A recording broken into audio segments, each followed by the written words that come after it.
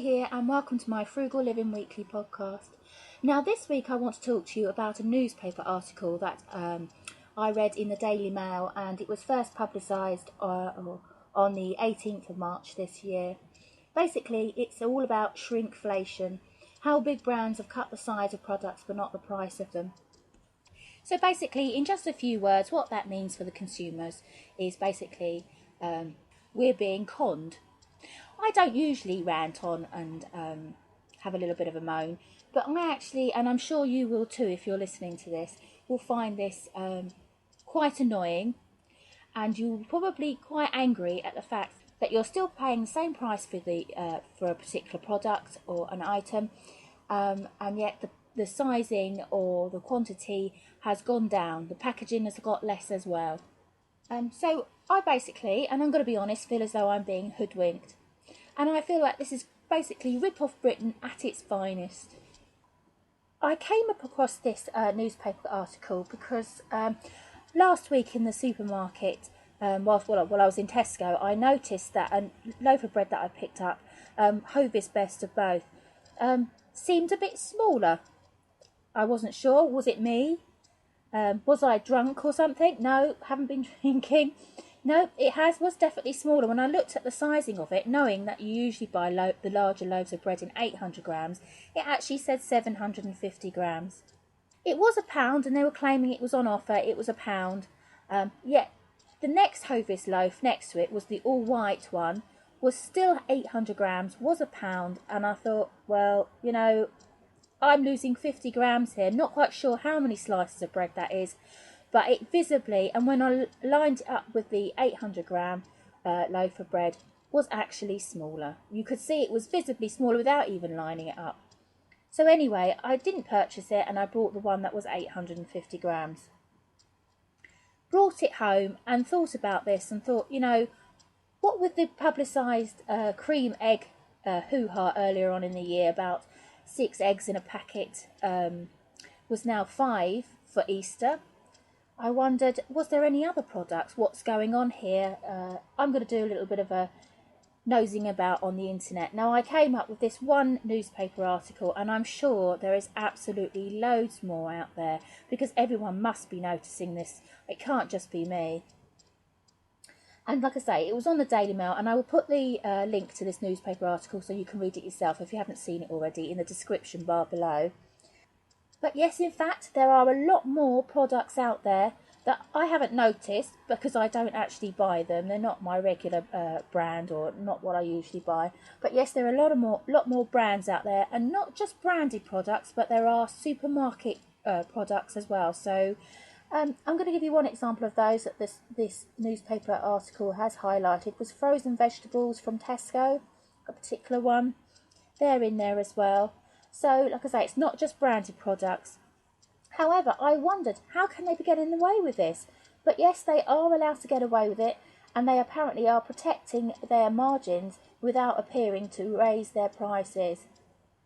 However, this move is controversial and has been condemned by a lot of consumer campaigners, and especially The Witch magazine, who have actually suggested, and it is written in this newspaper article, that the companies are using Alice in Wonderland tactics to try to bamboozle shoppers.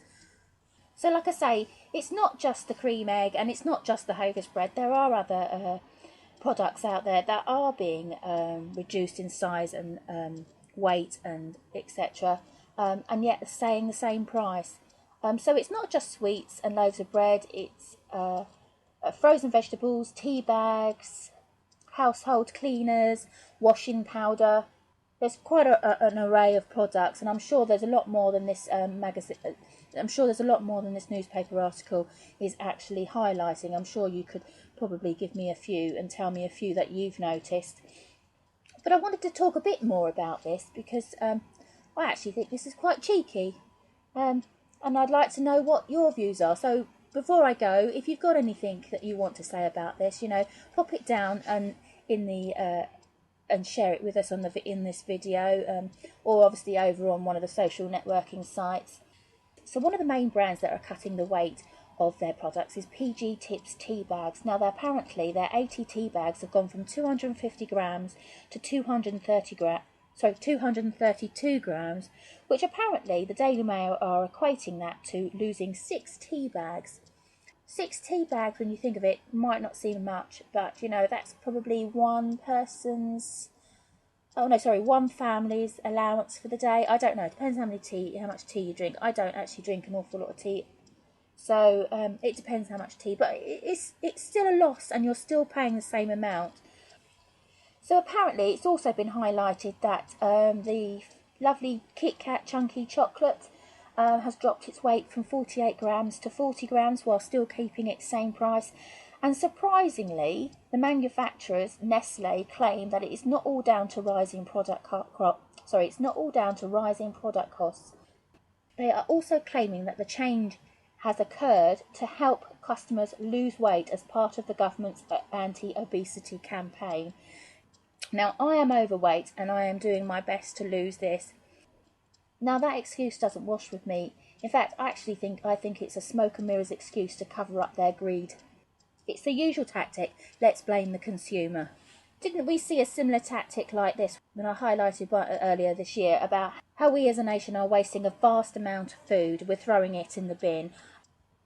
But you know, that's not actually true. Yes, of course we do waste food. We don't, a lot of people don't budget and they don't plan their meals out properly, or they don't do it at all.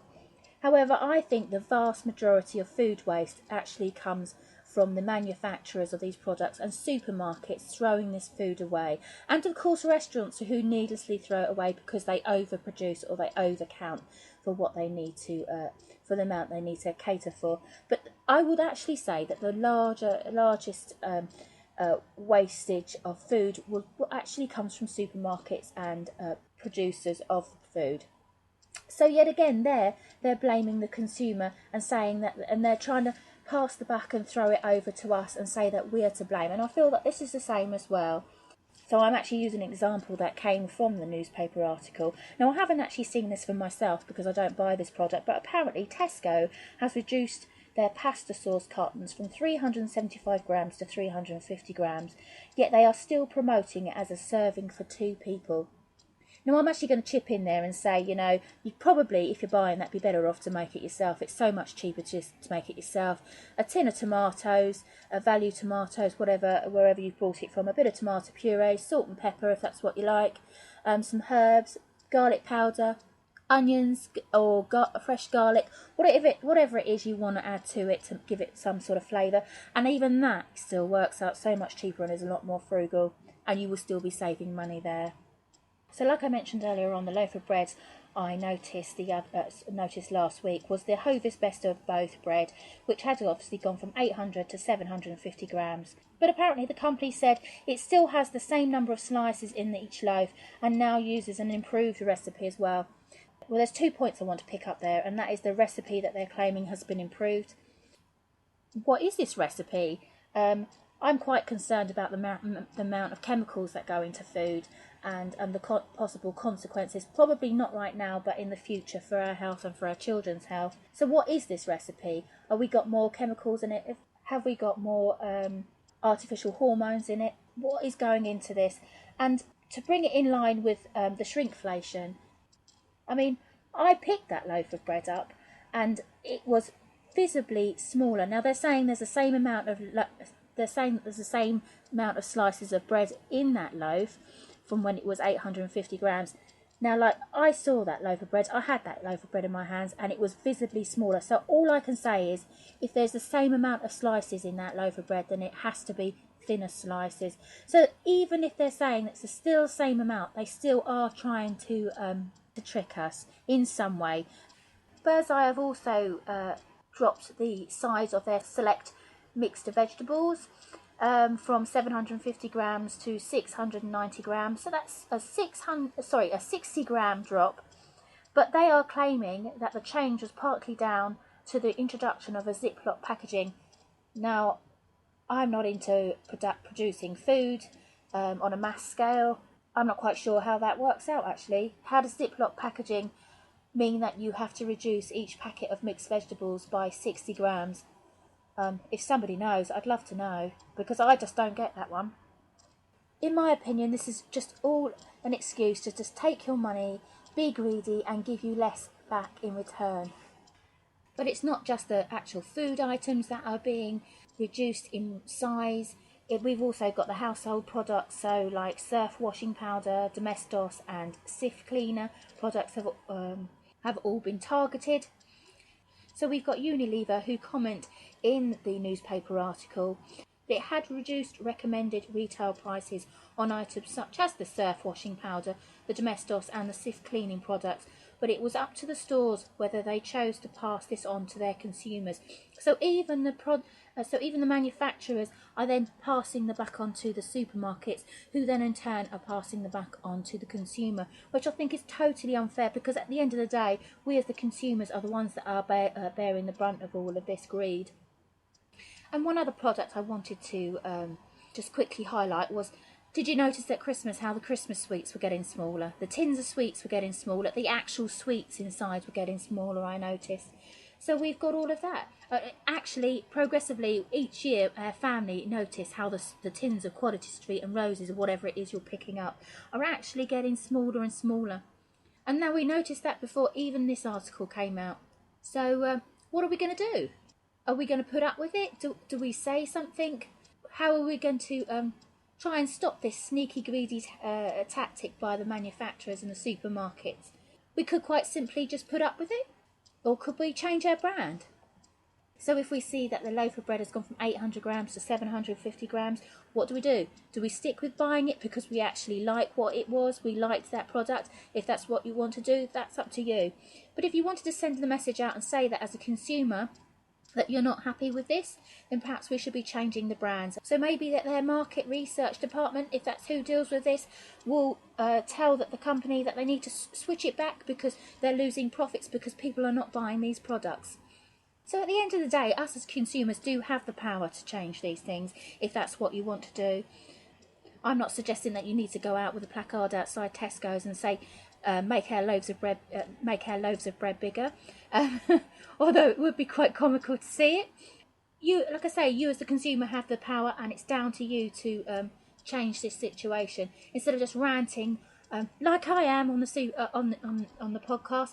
But I did voice my opinion when I refused to buy that loaf of bread. Yes, I would have usually bought that loaf of bread, but I changed it for something else.